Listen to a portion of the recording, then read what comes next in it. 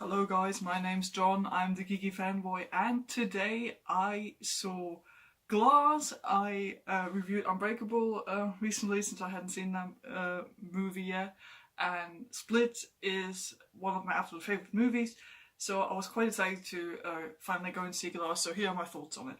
I'm going to try and keep this first part spoiler free, and then maybe I'm going to drift into some spoiler territory, but I'm definitely going to give you a warning before that. First things first. Is the movie good or bad? I'd say it's good. I had a lot of fun watching it.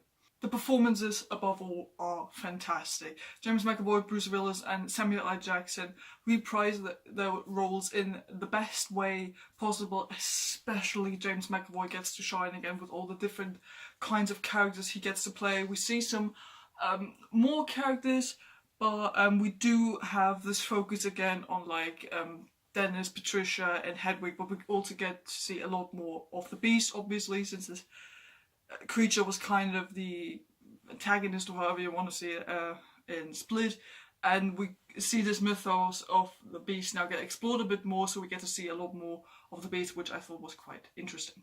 I like David Dunn a lot more in this than in Unbreakable, because as I said in my Unbreakable review, every performance in Unbreakable, especially Bruce Willis's performance, is very low-key, very subtle, and very held back. I liked him a lot more in this movie because he actually got to express emotions. He still was the most emotionally numb person out of the three main guys, but I still felt more of a connection to him than I did when I watched Unbreakable, so I thought Bruce Willis got to express a bit more in the character, to express a new facade, especially since we now see David Dunn as an old man who kind of now is used to his powers. So I thought there was some interesting thoughts there, how he has gotten used to the powers he has, how he uses them now, and what he does with them in his day-to-day life. Mr. Glass is pretty much what you expect him to be in this movie, so he is kind of set up to be the big villain of this movie. What bothered me a bit was that he was not as much in the movie as I thought he would be. So I would have preferred to see a bit more Samuel L. Jackson action, But when he was finally active in the movie, he was very interesting. I really liked the performance. It was very thrilling, he drew you in. You could understand why you would want to listen to Mr. Glass, why you would want to follow him. I thought he was very mesmerizing in a way where you could understand why this man has this brilliant mind, how it works, and how he uses those ideas of comic books he's had in his entire life.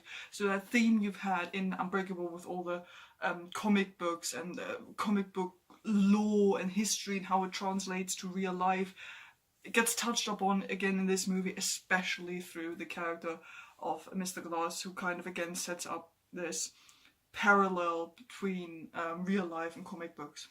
Sarah Paulson plays the psychiatrist in this one, and she's good, but her role is, she plays a very classic psychiatrist, what you would expect from her when you watch a trailer. It is basically what you get, the psychiatrist lady who's fascinated with these people and tries to understand or convince them or whatever of what their powers are or what they do.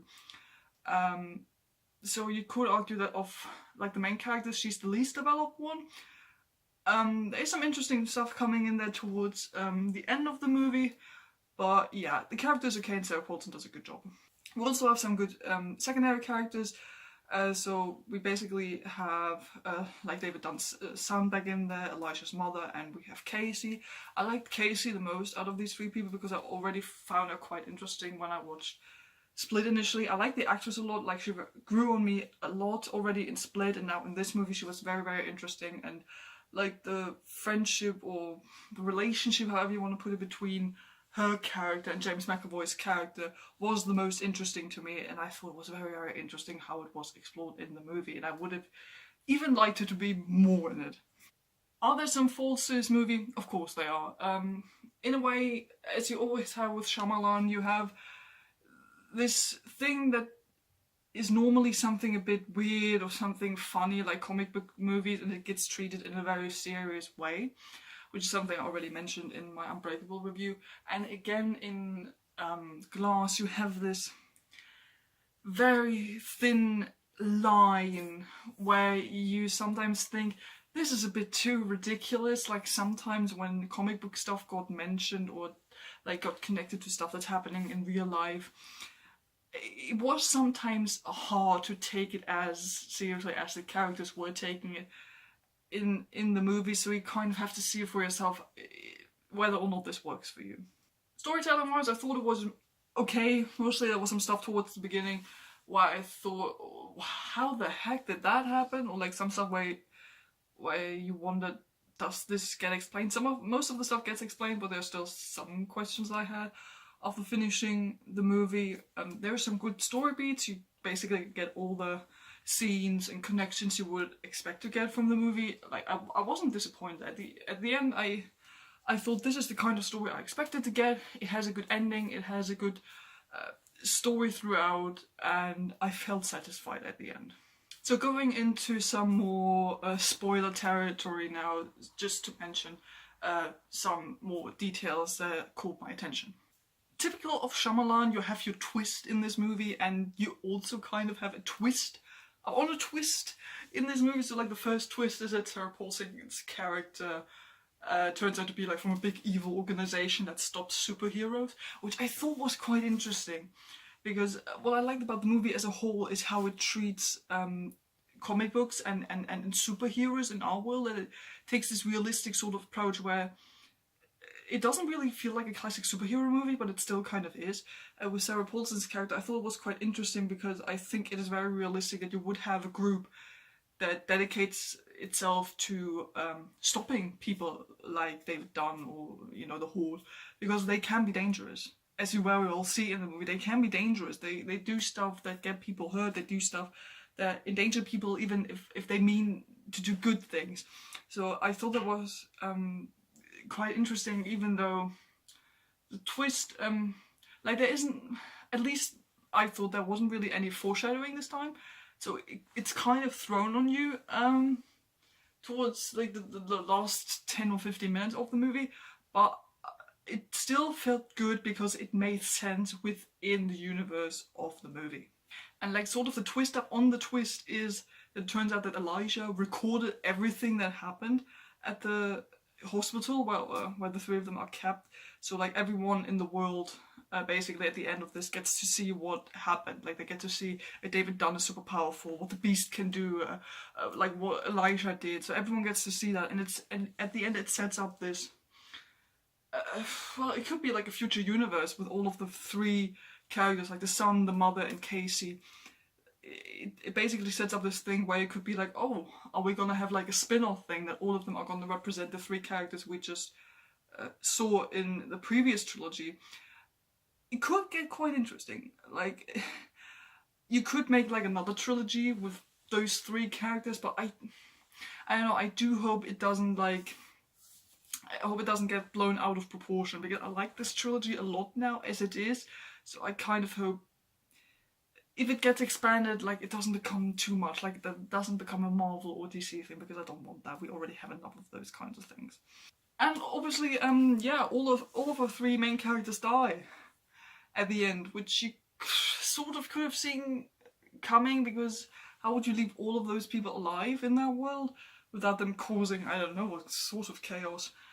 I actually got a bit sad at the end when the Horde, when Kevin died in Casey's arms, because I like Kevin a lot, like he was my favourite character, and all of them die in very gruesome ways, like they get shot or broken bones or drown, like all of their weaknesses at the end are used against them to kill them. And while it did make sense in the movie, I was still a bit sad, because I like those characters a lot and I probably would have liked to explore them a bit more. But within the context of the story, I think it worked and was very well executed, because every one of the single like of the characters got to be with like the one person that meant to most of them in their lives. So I thought that was okay, and it actually like produced a very emotional moment. So, overall, I thought Glass was a very enjoyable movie.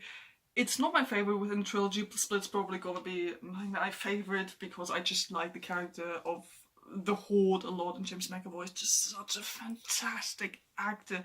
He's also, you just have to say, the best one of all the people in this movie because he just gets to do so much. His name's also the first, I think, shows up in the opening credit.